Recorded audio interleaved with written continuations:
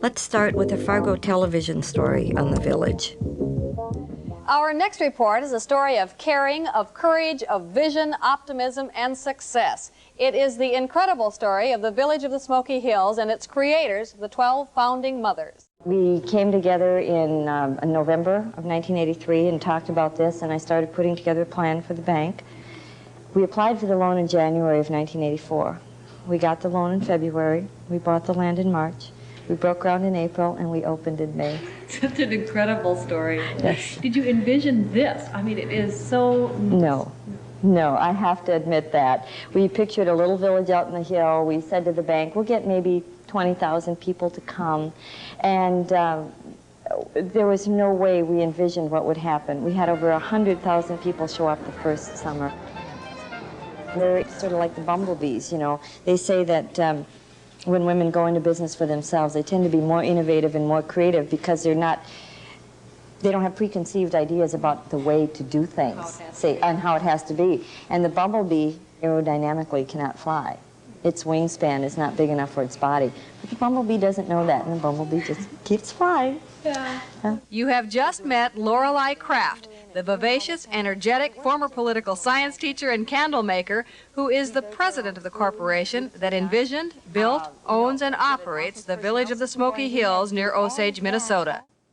The 12 founding mothers, all friends, came together to create this village, not as a money-making venture, but out of concern for their community.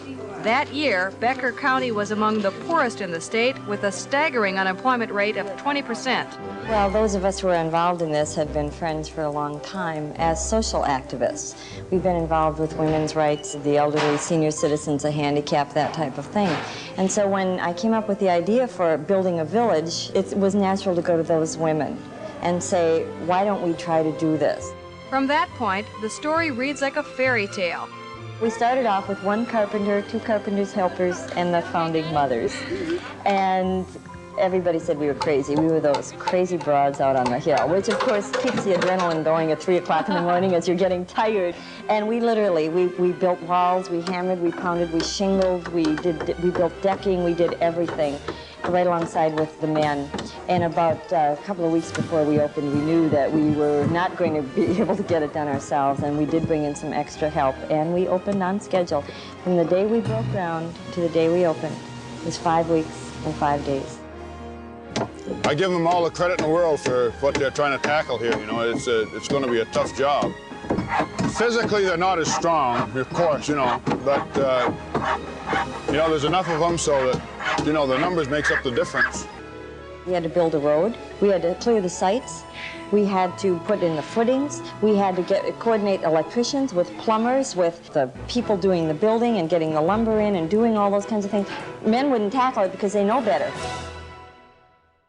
Public television filmed the building of the village that first day.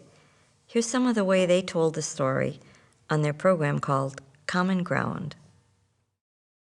Featured on this Common Ground special, the force behind the village of the Smoky Hills is a group of women called the Founding Mothers. Through her wholesale candle-making business, Lorelei discovered a pent-up demand by tourists to see crafts being made, and more importantly, to buy them. Lorelei decided to approach some of her friends to try and interest them in investing in a craft village. A core group of 12 women were soon incorporated under the name the Founding Mothers. When I first heard about Founding Mothers, Flo Hedin called me up, and I thought for sure it was another one of Lorelei's radical organizations. And I was right, it is. Lorelei knew they didn't have enough money to hire a complete crew of carpenters, so she and the Founding Mothers devised a plot that would turn the tables on a practice their husbands had monopolized for years. Well, you know, all these years, men have donated our services to their projects. We've baked their cookies and we've sold their raffle tickets. This time we decided we would ask them to donate their services to us, and they really did it quite cheerfully. We brought the coffee and sandwich. Yeah, he's ready for his coffee break already, and he hasn't even started. This crew of unlikely weekend carpenters was attempting what many building experts thought was impossible. They started construction in early April of 1984 with a goal of opening for business in 1 month. A project like this to be done in the time interval seems impossible. It has to me anyway, but once you get to know Lorelei and then get to know some of the people that are involved in this, you can see that, hey, this just might work.